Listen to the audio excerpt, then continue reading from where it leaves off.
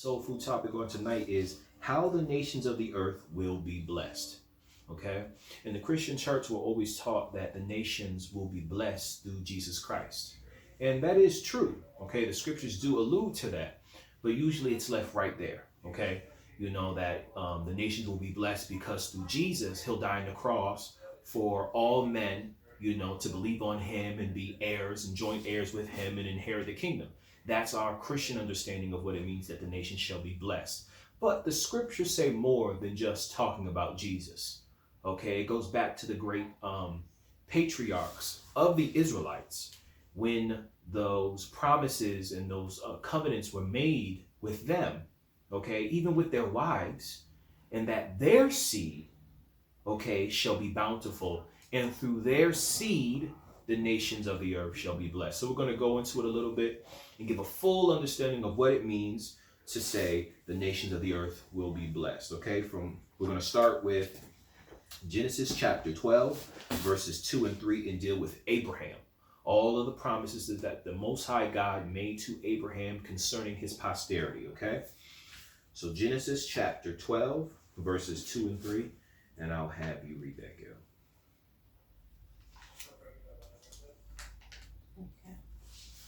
Chapter 12, Genesis chapter 12, verses 2 and 3. And I will make of thee a great nation, and I will bless thee, and make thy name great, and thou shalt be a blessing. And I will bless them that bless thee, and curse him that curses thee. And in thee shall all families of the earth be blessed. Okay, so you see the verse there, verse 3, that talks about, and through thy seed shall all the families of the earth be blessed, through thee. Okay, so Abraham was the father of many nations, thus the name given to him, Abraham. And through Abraham's loins, he produced Ishmael, Isaac, and the 6 sons from his concubine, Keturah. So he had 8 sons, and from those 8 sons, he produced many nations, okay? Great nations and sub-nations, if you will, or sub-tribes out of those great nations, okay? But we're going to delve a little deeper into the promises made to Abraham. Now, also, let's look at verse 3 where it says, and I will bless them that bless thee, and curse them that curse thee. Okay, now, this promise that was given to Abraham doesn't just end with Abraham as a singular man, but it goes to that seed that he's referring to. Okay, and as we get into the other scriptures in Genesis, see that the seed is not simply all of the fruit of his loins, okay, all of the sons that he brought forth and begat, but it only pertains to one son, the true son of promise. Okay, from there we're going to go to Genesis chapter 17, verses 6 through 8. Genesis chapter 17, verses 6 through 8. Mm-hmm. Okay, Genesis 17, 6 through 8. And I will make thee exceeding fruitful, and I will make nations of thee, and kings shall come out of thee. Salakia, so you're seeing kind of the same language reiterated here in chapter 17 when the Most High speaks to Abraham. And saying, from your loins, okay, you will beget kings, and nations will come from thee. Okay, great nations shall come from thee. Kings, rulers, dignitaries shall come from your loins. Read on. And I will establish my covenant between me and thee and thy seed after. Salakia. So, verse 7 again. And I will establish my covenant. Okay, meaning the contract, an enduring contract. I'm going to establish this contract with thee, between me and thee and thy seed. Seed, singular, not plural. Just said that Abraham begat 8 sons, okay? But the Heavenly Father is only going to make the covenant with Abraham and with his seed, singular, one son. Read. And I will establish my covenant between me and thee and thy seed after thee in their generations for an everlasting covenant, to be a king unto thee and to thy seed after thee. Salakia, so he said that with thy seed, singular. so to thy son, thy seed, thy posterity, I shall make an everlasting covenant, meaning that this enduring contract will not be disannulled. It will not be cut off. Okay, it will not expire. It shall be from everlasting to everlasting. Okay, so that I may be a God unto thee and to thy seed after thee. So as I am your God, Abraham, I shall be the God to your seed. Singular, not plural, not seeds, but seed. Read. Verse 8.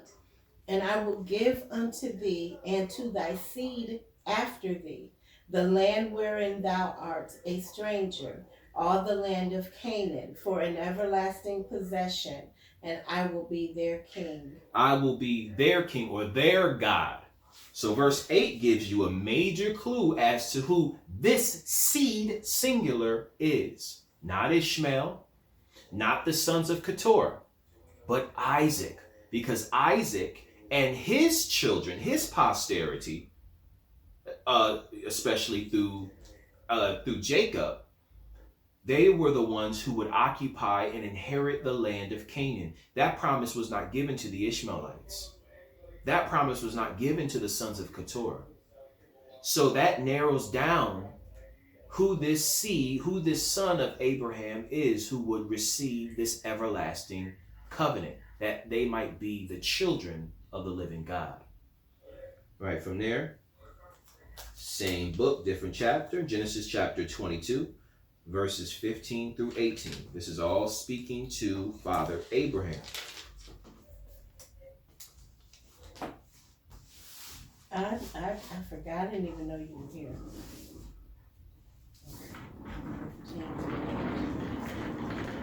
Can you pick it up so you don't hear it on the thing, please?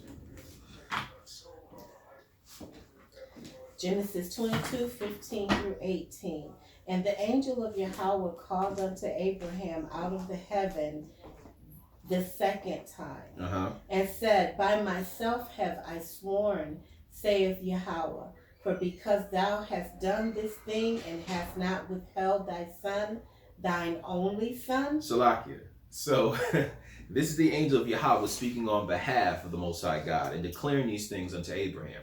Now this is right after, or during, rather, during the time Abraham was preparing to sacrifice his son Isaac, okay, upon the altar. He was stopped, his hand was stayed.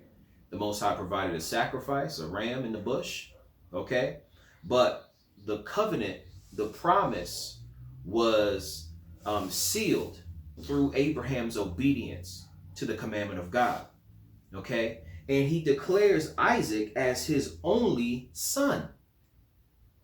Now, the fact is, at this time, the 6 sons that he would begat from Keturah weren't born yet, but Isaac had an older half-brother, Ishmael. But he was not regarded by the Most High God. He didn't say thy youngest son. He didn't say thy favorite son. The Most High God said thine only son, knowing clearly that he had 2 children that he begat. He said, thine only son. Again, the topic is how the nations of the earth will be blessed. So you're seeing that God has already made his choice of who his elect will be. He already declared it well before Isaac was even born that he would be the seed called forth. Not Ishmael, not Midian, not any of the other sons, but Isaac. Read. That in blessing I will bless thee, and in multiplying I will multiply thy seed as the stars of the heaven, and as the sand which is upon the seashore, and thy seed shall possess the gate of his enemies. Salakia. So in chapter 12, I believe it was, mentioned, I will bless those that bless thee, and curse those that curse thee. Saying the same thing here in chapter 22. In blessing, I will bless thee. Okay, and it says that I will cause your seed, singular, Isaac. We see that it is Isaac. Your seed shall possess the gate of his enemy. What does gate mean? Meaning territory, meaning city, meaning country, meaning region. So not only did Isaac receive the possession of Canaan as the land in which him and his children shall dwell forever, but he shall also possess the gates of his enemies. Okay? Because they're his enemies, obviously they cursed him. And so the recompense of these people cursing Isaac is that he would receive blessing in exchange from the Most High God. He would possess their land. Not only Canaan, but the lands of his enemies. He shall possess the gates of his enemies. Read. Verse 18.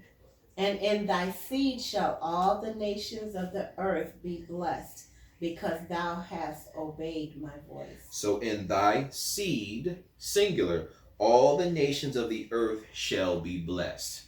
Okay? Now, again, in Christianity, we're taught it has all to do with Jesus, because, through Isaac and Jacob and through the 12 tribes, through Judah, Jesus comes and he dies on the cross so that all men can be saved. And this is the way that all men shall be blessed. But in verse 17, that in blessing, I will bless thee. Okay, so the Most High, when he blesses Abraham, it falls to Isaac, it falls to Jacob, it falls to his posterity. So his children that shall be multiplied as the stars of heaven, they all shall be a blessed people. Okay, they all shall be a blessed people. He said in chapter 12, those that bless you, okay, shall be blessed. So if you are a blessed people and the nations seek to bless you, what happens to those nations? They receive residual blessing. Okay, but if the nation of the earth count you as an enemy and seek to curse you, guess what? They shall receive curses upon themselves, heap hot coals of fire upon themselves, and be burned. Okay? So we're seeing already that it doesn't have really a whole lot to do with the coming Savior of the Israelites, but it has more to do with the blessing the Most High from the beginning has designated to fall upon Abraham and his seed, Isaac, and his posterity. That they be a blessed people upon the planet, that we would be his people, he would be our God. And the blessing to all the nations would come from that. Okay? All right. From there, we're going to use some other passages to substantiate what is being spoken here to Abraham in the book of Genesis. So we're going to go to Isaiah chapter 60, verses 10 through 14. All right. Have you go there, gal. Isaiah chapter 60, verses 10 through 14. Okay. Isaiah chapter 60, 10 through 14. And Salaki, before you get into it, remember, the topic is how the nations of the earth will be blessed. Okay? We're going to put aside Christ. We're going to put aside Yahawashi for a moment. All right? We're going to look at how the Most High is designing for the earth to be a blessed place in the last day. Read. And the sons of strangers shall build up thy walls, and their kings shall minister unto thee. For in my wrath I smote thee, but in my favor have I had mercy on thee. Salakia, so you're seeing here that Jacob was smitten, was punished for their iniquity. But now they have repented and turned back to keep the covenant of the Most High God. And now the Most High is causing strangers, meaning people of other nations, to come and to serve and minister unto the children of Jacob. Okay? The Most High is causing this to happen. Read on. Verse 11. Therefore thy gates shall be open continually. They shall not be shut day nor night, that men may bring unto thee the forces of the Gentiles, and that their kings may be brought. Salakia. So remember what was said in Genesis chapter 12. Most High spoke to Abraham and said, those that bless thee shall be blessed. Those that curse thee shall be cursed. All right, so you're seeing here in this vision from the prophet Isaiah, he's seeing that all the nations all right, are bringing gifts unto the children of Israel, coming into the homeland, bringing gifts unto the children of Israel that they might receive a blessing from God through their tribute. Okay, read. For the nation and kingdom that will not serve thee shall perish. Salakia.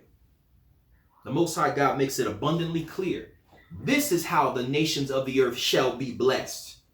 If you don't come and give gifts and give sacrifices and humble yourself and minister unto my people, you shall perish from off the face of the earth. Okay? This is how the nations of the earth shall be blessed. Read. Yeah, those nations shall be utterly wasted. You're going to be wiped off the face of the earth if you don't give unto my people. You better humble yourself, as Yahweh would say unto his people, and the men that present themselves before me 3 times a year, they better not come empty-handed. Paraphrasing. Okay? Better not come with your hands empty. This is the same attitude the Most High is having towards these nations. When you come to give obeisance unto me, to reverence my son, and to respect my people, you better not come empty-handed. You better not pull up to Jerusalem talking about, hey, what's going on, everybody? Where your gift at, bro? Oh, I forgot. Yo, put him to death. Put him to death. How dare you come into this glorious city without a gift in your hand? Read. Verse 13, I'm sorry. The glory of Lebanon shall come unto thee, the fir tree, the pine tree, and the box together, to beautify the place of my sanctuary, and I will make the place of my feet glorious. When he talks about the place of his sanctuary, he's talking about Jerusalem. He's talking about the land of Israel, the land of Canaan. All right? So it has been made a barren wilderness in the years since the time of Judah was exiled out of the land. Okay? 70 AD, when Rome burned down Jerusalem and besieged it and drove us out of our own land. Israel has become a barren wilderness.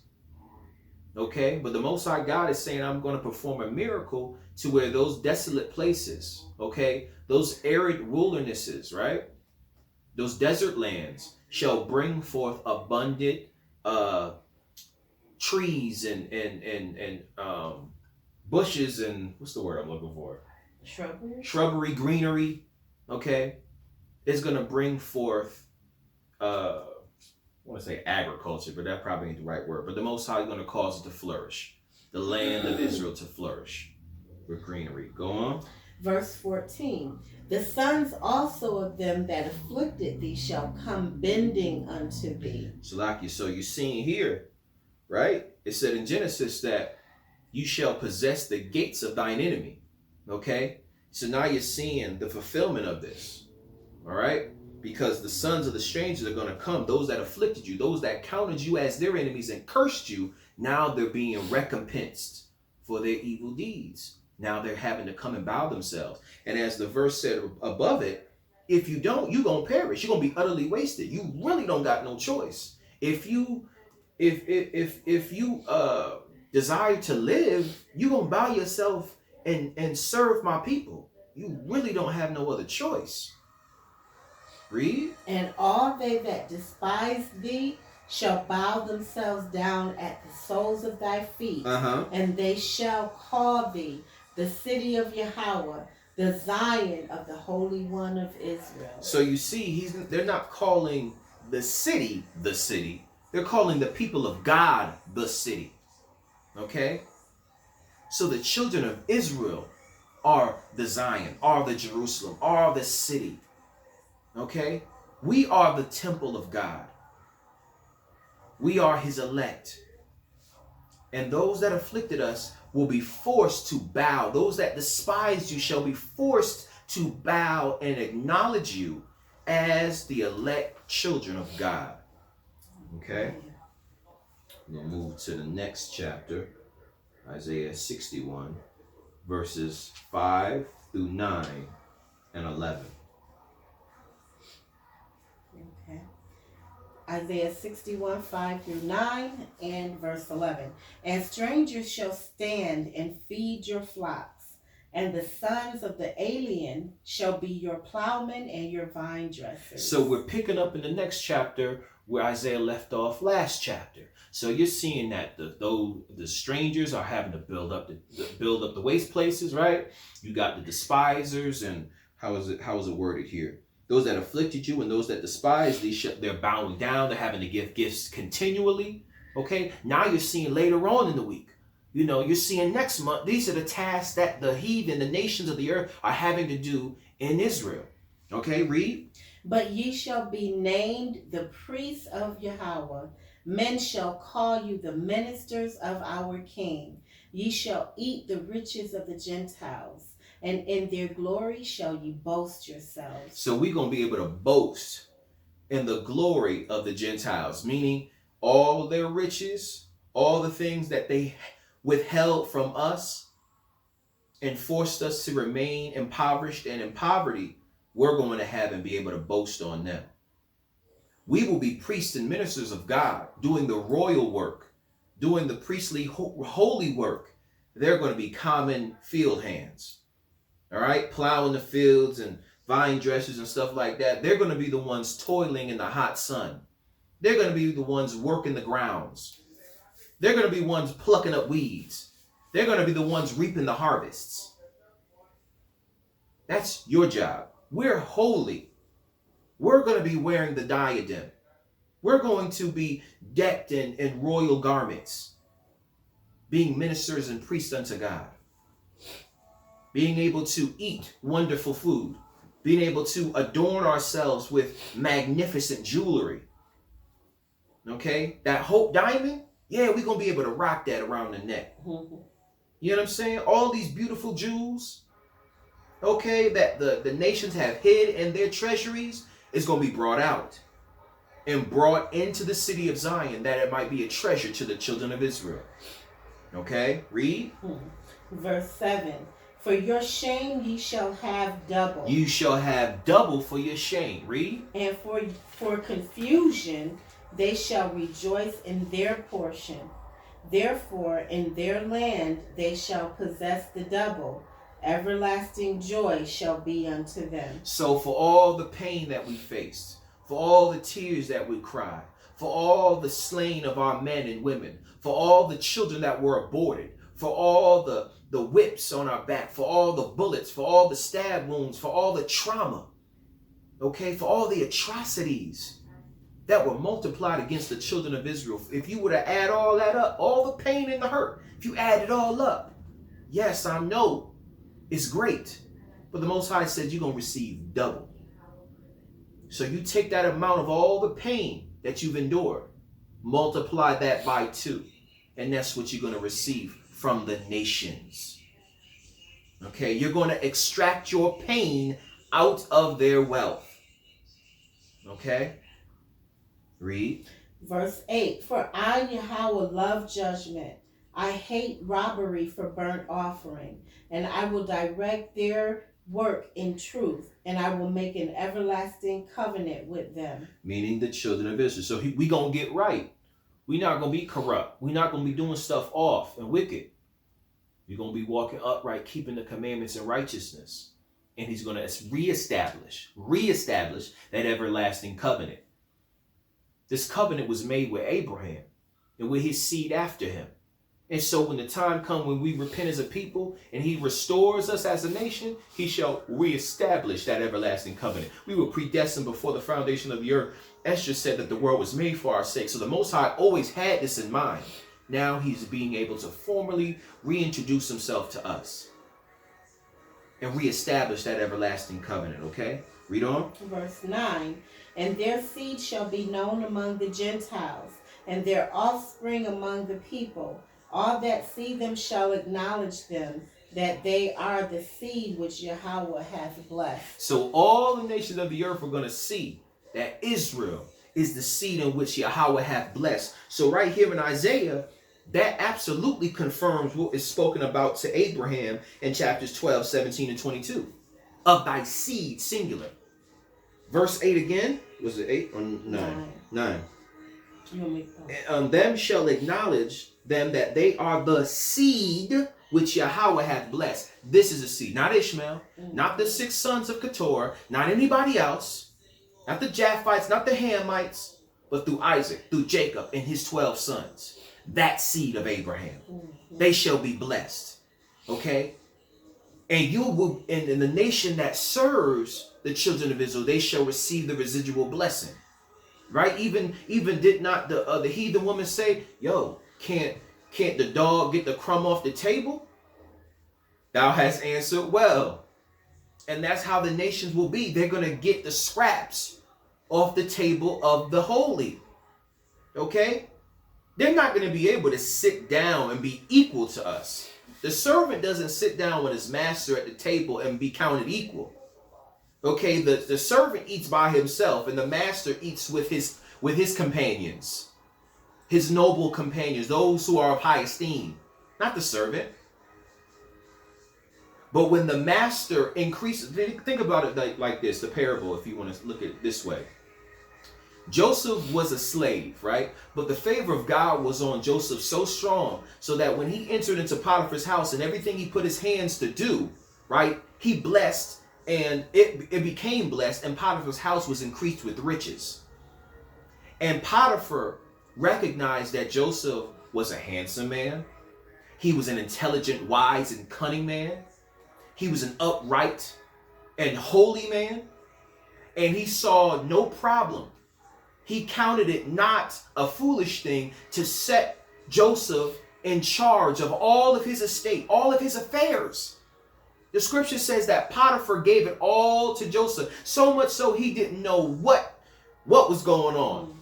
He didn't even know what was in his own bank account. All he knew was what he was sitting down to eat. All he knew was the bread he was eating. Potiphar said, Joseph, look, bruh, the moment you came up in here, my money increased 2-fold, 3-fold, 100-fold.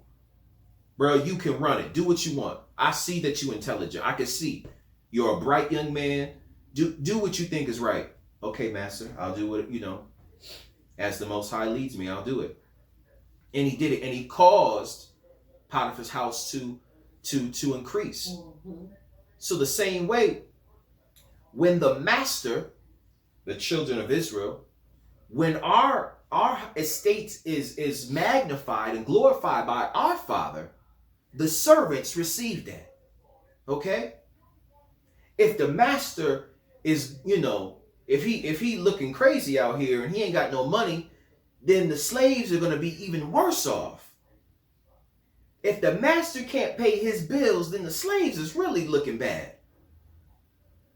If the master can barely find a meal to eat, then the slave is definitely going hungry. You feel what I'm saying? These are the other nations. But the Most High God shall give his children, the master in this case, great bounty. And so the slaves, by virtue, shall receive the self-same thing. They're not us. They're not on the same plane, but they get the crumbs that fall off our dinner table. Okay? But this not just simple breadcrumbs. I mean, you getting, I knocked the whole steak off the table. Oh, a T-bone steak? Look at that. I knocked the whole pie off the table because there's just so much food on this table. I didn't even notice. You know what I'm saying? A whole cake just fell over. You know what I'm saying? This is the bounty that the Most High has set before his people. And this is how the nations of the earth shall be blessed. Was that all? No, verse 11. All right. For as the earth bringeth forth her bud, and as the garden causes the things that are sown in it to spring forth, so Yahweh, King Yahweh, will cause righteousness and praise to spring forth before all the nations. Before all the nations. In this world order that is ruled by Esau, the earth is dictated by wickedness and unrighteousness. But in the time in which Yahawashi shall reign as king over all the earth, and his people as his ministers, all right, the nations of the earth shall now know what it means to dwell in the land of righteousness. They have not known that under Esau's tyranny. All they've known is corruption and wickedness, homosexuality, and all manner of perversion. That's all they've known from Esau, because he's perverse. He's profane, as the scriptures say. But now when Yahawashi is reigning, now you get to see what holiness looks like. I'm going to go and grab the scripture real quick. Hopefully I can find this right here. Right, because this is going to help illustrate. Yes, Deuteronomy chapter 4, verse 6. I'm going to read to 9, okay? So when we're reading Isaiah 61 and 11, it's saying, look, righteousness is going to spring forth like a flower, like grass. It's going to come up quick. Like in the summertime, because I have to mow the lawns in the summer. You know, especially before the heat of the summer really comes, when it starts to rain and everything like that, I can cut the grass and like in a day or two, it can sprout up 2, 3, 4 inches. It's like, man, I just cut the grass. The Most High is saying righteousness shall spring forth like that. It's going to grow. It's going to pop out the ground. Righteousness. So whereas the earth now is given into the hands of the wicked and wickedness is just run rampant, there is no righteousness in the earth. Other than whatever righteousness that the children of Israel are generating through our repentance and obedience to his word, outside of that, there is no other righteousness in the earth. It's all wicked. All wicked. But righteousness shall be like, you know what I'm saying? Like an orchard. It shall be like a beautiful garden. All right? And the nations are going to be able to witness what righteousness looks like. Deuteronomy chapter 4. Verses 6 through 9. Keep therefore and do them, for this is your wisdom and your understanding in the sight of the nations. Okay? It said that the righteousness shall spring forth before the nations in Isaiah. So back in Deuteronomy. Which shall hear of these statutes and say, surely this great nation is a wise and understanding people.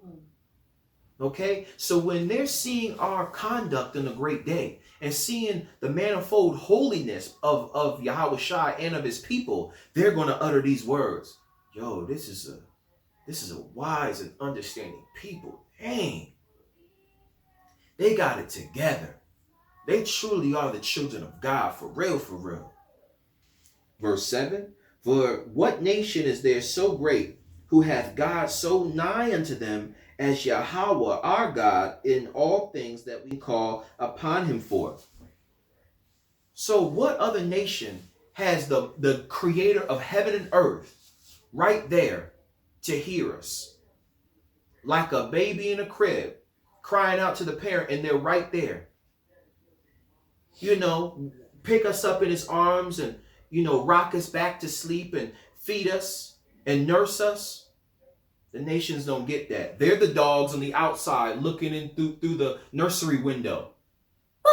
That's what the nations are. We're the, you know, the swaddling baby that the father is holding and tenderly loving. The nations looking like, yo, I wish I could get that kind of tenderness and love. And it ain't meant for you. It's only meant for the seed. Not for the dogs on the outside, but for the seed, for the son. Verse 8, and what nation is there so great that hath statutes and judgments so righteous as all this law, which I have set before you this day? Only take heed to thyself and keep thy soul diligently, lest thou forget the things which thine eyes have seen, and lest they depart from thy heart all the days of thy life. But teach them thy sons and thy sons' sons. Okay? All right, from there, I'm going to go to Amos. Chapter 9, verses 11 and 12. The book of Amos, chapter 9, verses 11 and 12. Okay. Amos chapter 9, verses 11 and 12. And that day will I raise up the tabernacle of David that is fallen, and close up the breaches thereof. And I will raise up his ruins, and I will build it as in the days of old. What is he talking about? He's talking about the divide that has happened in the nation of Israel. The divide between the house of Judah and the house of Israel, the house of Ephraim. They shall be restored. Okay? It says, as with David in the days of old. When David came into power, and when David was at peace, the nation was unified. That divide didn't come till after his death. So when David in his righteousness reigned over all Israel, they were a united people. They were a holy people. And when David with is it Joab? Was that his right hand man? When he went forth with Joab to fight, they was putting cats to death because the Most High was fighting with them, as they did with Moses and as they did in times past when our people kept the commandments and went forth into battle. They took forth the Ark of the Covenant and they were able to vanquish their enemies. So he's saying, I'm going to restore, I'm going to bring it back to their former glory. But matter of fact, I'm going to make this glory even greater than that of David. Read. Verse 12, that they may possess the remnant of Edom and of all the heathen which are called by my name, saith Yahweh that doeth this. Okay, hold that right there, because I'm going to go back to Genesis and read one of the promises that was given unto Abraham. Because there in Amos is a vision that would fulfill the promise that was given unto Abraham. Okay, so we're reading chapter 22 of Genesis, verses 17. That in blessing I will bless thee, and in multiplying I will multiply thy seed as the stars of heaven, and as the sand which is upon the seashore. And thy seed, meaning of Isaac, thy seed, shall possess the gate of his enemies, meaning he shall possess the cities, the regions, the countries, the lands of his enemies. This is the promise given to Abraham thousands of years prior. Now read that verse one more time. Verse 12, Amos chapter 9. Verse So 12. this is the promise given unto Abraham and his seed. This is the fulfillment right here. That they may possess the remnant of Edom and of all the heathen. That's the gate. He will possess the lands of Edom, meaning Mount Seir, Idumea, and all the heathen, meaning so all the lands of the earth really will belong to Jacob. Yahawashi will be king of all. And so all the nations are going to have to pay tribute. Pay tribute to Yahawashi. Now you dwell there, but you'll only be tenants. You'll be serfs, and we will be the lords of the land. Landlords. You'll have to pay us a custom and tribute. Taxes, tariffs, in order to dwell there. And if you don't, what did it say in Isaiah? You shall perish from off the land. You shall utterly be wasted. I wish you would not pay taxes. I wish you wouldn't give a gift when you come to Zion. I wish you would come empty-handed. You're going to have your head chopped off. What's wrong with you? Because the children of Jacob shall possess the gates of Esau and all the heathen. So Jacob will be able to look and say, that's mine. That's mine, that's mine, that's mine, and that's mine. And the heathen can't say nothing but, yes, my Lord. Yes, my Lord.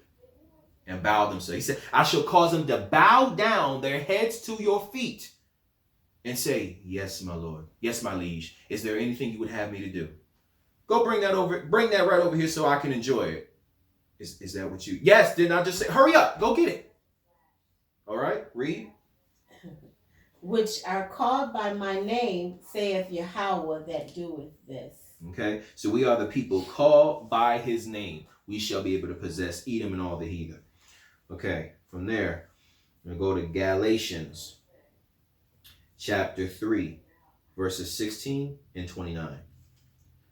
Galatians chapter 3, verses 16 and 29.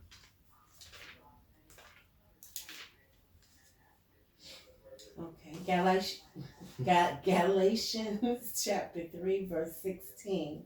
Now to Abraham and his seed. Salakia. So remember how I was emphasizing how the promises given unto Abraham in chapters 12, 17, and 22 of Genesis only said seed, singular. Okay, now you're going to see Apostle Paul reference those promises made in Genesis and bring out that same important point. Read. Now to Abraham and his seed were the promises made. Uh-huh. He saith not, and to seeds as of many. So Paul is saying, he didn't say to seeds, plural, no, but seed, singular. Paul knows that this seed, singular, shall receive the promises. All of what we read in Isaiah and in Amos, that belongs to the seed. Not Salaki, not seeds, but seed. Read. And to seeds as of many, but as of one, and to thy seed, which is Mashiach. In verse 29, and if ye be Mashiach's, then are ye Abraham's seed and heirs according to the promise. Now, Christianity will take that and have you to believe that, you know, through faith that you can become Abraham's seed or his heir. How can faith make you a bloodline descendant to Abraham? That doesn't make any sense. That would disannul the promises that were made to the physical bloodline descendants of the seed. But what it's literally saying is Christ, Yahawashi Hamashiach, is a literal bloodline descendant of the seed.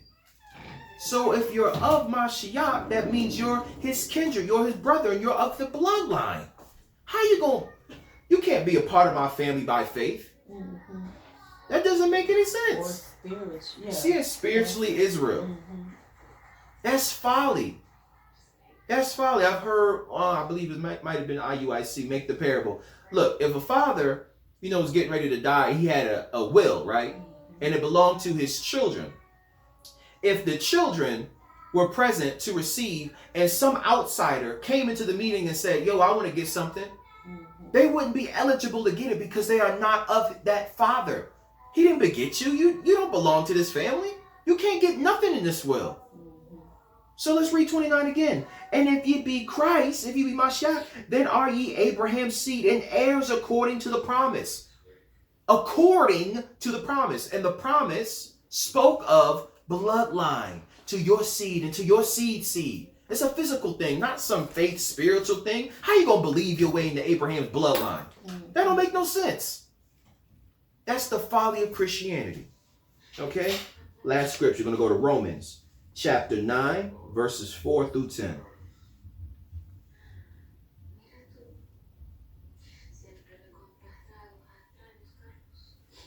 Okay. Romans chapter 9, 4 through 10. Who are Israelites to whom pertaineth to whom, a minute, let me start. Yeah, you start that over. Who are Israelites to whom pertaineth the adoption and the glory and the covenants and the giving of the law and the service of Yahweh and the promises. And the promises. So to the Israelites who were given all that stuff, if all that stuff was given to the Israelites, what is left for the other nations? Nothing. Whatever crumbs fall from off the table. That's it. It literally just said that. Now this is Apostle Paul who also wrote Galatians. He's writing the epistle to the Romans and he's saying the Israelites, right, to whom pertaineth the adoption. What adoption is he talking about? Talking about the northern kingdom, even of the southern kingdom who were cut off because of idolatry and rebellion, them being able to be adopted, grafted back in, if you will, received, redeemed, restored by Yahawashi. That is the connection with Yahawashi and the seed. It's through the lost sheep of the house of Israel. That's what it's talking about. It's not talking about an outsider who can believe his way into the promise. How you going to believe your way into the bloodline? But these of those who are of the bloodline, but that have been cast off. Now the covenant is being reestablished, being reaffirmed. Okay, read. Whose are the fathers, and of whom, as concerning the flesh, Mashiach came. So concerning the flesh, Christ Yahawashi came. He came for them. Makes it abundantly clear. He didn't come for the other nations. He came for them. These people, the Israelites, belong to the Father, and Christ came for them. Read. Who is over all, Yah blessed forever. Amen. Meaning Yahawashi is over all of the Israelites because he's the king that can reunite the breaches that were made by the house of Ephraim, house of Israel, and the house of Judah, and restore and tear down that wall of partition between the two of us and reunite us, and we shall no longer be two kingdoms, but one kingdom under Christ. Read. Verse 6, not as though the word of Yahweh hath taken none effect, for they are not all Israel which are of Israel. So this can speak to, those who claim to be Israel of our people, and they walk contrary. But this can also speak to other nations, converts. Remember that after the time of the Maccabees, John Hyrcanus caused the Idumeans to convert. He said, if you want to dwell among us, you got to keep our commandments. And they did. And this is what led to the Herodian dynasty in Judea. Okay, them being in link with Rome. And the Jewish people coming into existence. These Idumeans that took on Israelite customs and traditions. The Ishmaelites and other different nations that converted, became converts. Remember that even in the law, the strangers had to keep the commandments as well. Okay? So although you might be called a citizen of Israel, although you might be born in the land, that doesn't make you a bloodline descendant of Abraham. That does not make you a bloodline descendant of Jacob. You can't believe your way into these promises, man. They only came for one select group of people. Verse 5, one more time. Whose are the fathers, and of whom, as concerning the flesh, Christ came. All right, read on. Verse 7, neither because they are the seed of Abraham are they all children, but in Isaac shall thy seed be called. So Paul keeps bringing it out. It ain't all the seed, because Esau can boast that and say, look, our father, that's why when you read when Yahawashi was dealing with the Pharisees, you had them that responded and said, we've never been in bondage. Our father is Abraham. Some of them were Edomites. They were Idumean Pharisees. Okay? And so they could boast and say, we've never been in bondage. Because I always thought about that.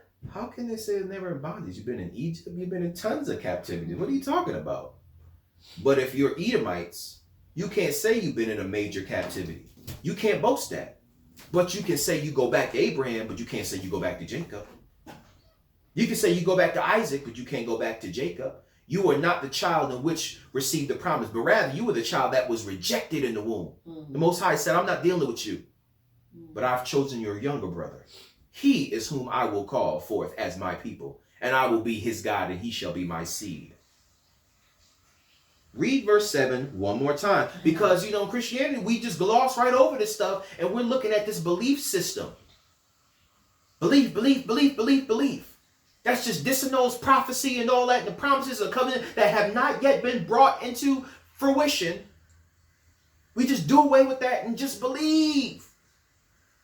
Because Esau wants his place in the kingdom, but he don't have no place in the kingdom other than in subjugation. That's it. But this is why he created this doctrine, so that he can make his way into the kingdom and try to reign in there too. Right? Read. Verse 7, neither because they are the seed of Abraham are they all children, but in Isaac shall thy seed be called. So they are not the children of God just because you came from Abraham. No. But through Isaac. And then, of course, through Jacob, not through Esau. All right, read on. Verse 8, that is, they which are the children of the flesh, these are not the children of Yahweh. Meaning Ishmael, meaning the 6 sons of Keturah, meaning Esau, meaning these other nations. All of those by the flesh, okay? Remember that when Abraham begat Ishmael, that was from the flesh. The Most High came and declared to him that through your wife Sarah shall you have a son. But Sarah doubted. She said, look, have my handmaiden, lie down with her and produce seed. Mm-hmm. And when this happened, the Most High, Hagar started to boast against her mistress, feeling like she's something. Sarah said, look, you're going to have to put her away. And the Most High said, go ahead and do it. Send him away. Okay? Because Isaac is the one in whom I've called, thine only son. He's the only one I'm concerned about. I'm not concerned about Ishmael. He shall be a great nation. He will have 12 sons. He will be, great in the earth. But I did not call him. I did not even want you to have him, really. If you really want to be real about it, Ishmael was never supposed to be born. But Isaac I have called. Read. But the children of the promise are counted for the seed. For this is the word of promise. At this time will I come, and Sarah shall have a son. Sarah shall have a son. This is the son of the seed. This is the son of the promise. Not Hagar. He didn't say at this time will Hagar have a son, and through her womb she'll have a no. Through Sarah. And it's like this stuff is plain in the writings to the Romans. It's made plain, but we just glossed right over that. Mm-hmm. Got our head in the sky, just praying to white Jesus. Not even realizing that Paul is saying, look, this ain't for everybody. This is only for the children of Israel. He's making it known. Why? Because they're the northern kingdom, those who were cast off, they thought they had no hope in the world.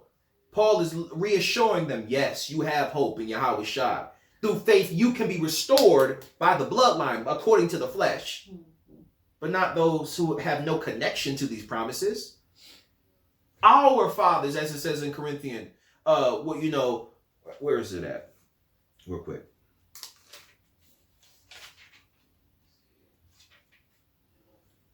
First Corinthians chapter 10,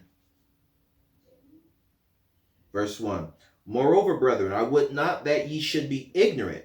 So this is to the church, the assembly in Corinth. Okay, most likely a lot of northern kingdom individuals in here who have been given unto idolatry. They forsook the covenant. Okay, they've been discontinued from their heritage. They don't know very much of anything. It's probably their first time even being taught that they're Israelites, just like us. We just thought we were African Americans, and it took for the Spirit of God to fall on someone to teach us and show us, you're the children of Israel. So the same thing was happening in the church in Corinth. And Apostle Paul is having to, enlighten them. Moreover, my brother, I would not have you to be ignorant. Look, you need to be aware of this thing. How that all our fathers were under the cloud and all passed through the sea. And like Bishop Nathaniel brings out, if these were Greeks, right? If these were true bloodline Greeks and other nations, they'd be like, Paul, our fathers weren't in Egypt and in the wilderness and didn't pass with Moses. What are you talking about? Okay. But the northern kingdom or even the southern kingdom, those who were cast off and knew not their heritage, knew not the traditions of their forefathers, they could bear witness to these things. Okay. They may not know it at first, but they'd be like, well, to be honest with you, I really didn't know my family history. Paul, thanks for enlightening me. I didn't even know where I came from. I just thought, I was a Corinthian. I just thought, I was, a Grecian or whatever the case may be. This didn't apply to everybody. It only applies to the children of Israel. And that through us, all the nations of the earth shall be blessed. Shalom, family.